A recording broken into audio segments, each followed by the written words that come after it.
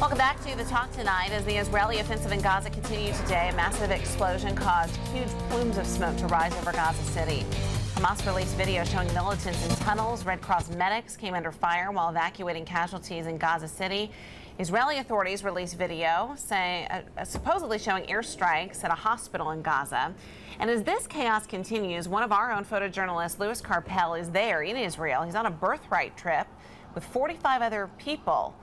We had the chance to talk to him, to do a little FaceTime with him today and get some perspective from him about what's going on over there. Yeah, it's really interesting. I mean, Louis is one of many Americans, especially Jewish Americans, who make this trip to Israel. They study the culture, they immerse in it to some degree, see some of the historic sites. Yet you plan the trip, but you don't expect there to be, essentially a war going on while you get there. I mean, you talked with him via FaceTime. How's he doing? He's doing okay. He's doing great.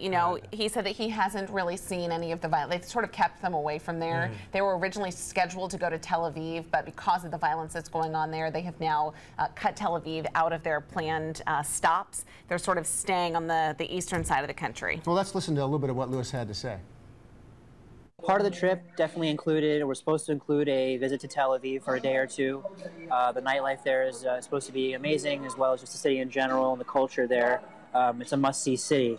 But for safety reasons, we decided to avoid that area and just use it to fly in and out of. Hopefully the airport will open up. That's a big issue too, Ben Gurion Airport. It's good to see him. It really is good to see him, knowing that he's been over there for more than a week now. Yeah, and the communication that the newsroom has had with him, he's been fine the whole time. But still, you're talking about a country where the sirens go off basically at dark, and then you see rockets in the air. You have this Iron Dome security system that knocks them down, but still, there's people getting injured there for sure, and killed in many cases. They are traveling right now, not only with sort of a tourist that's taking them to the different spots, but they do have an armed guard too, just to sort of make sure that they're safe. They did spend a little bit of time in Jerusalem. He was at the Western Wall, and they heard something going on nearby. He talked to us about that today. There were some rioters on the other side, on the Muslim quarter, and the Israeli police were shooting rubber bullets and flash grenades at them to try and calm them down and get them to stop. So that freaked us out quite a bit, because as tourists, we just thought there were bombs going off and guns going off. So we all had to run and go for protection.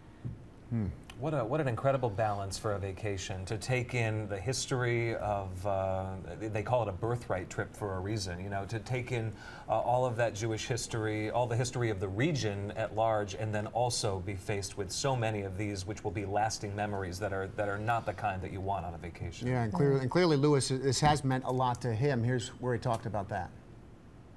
No, I'm extremely proud to be here at this time.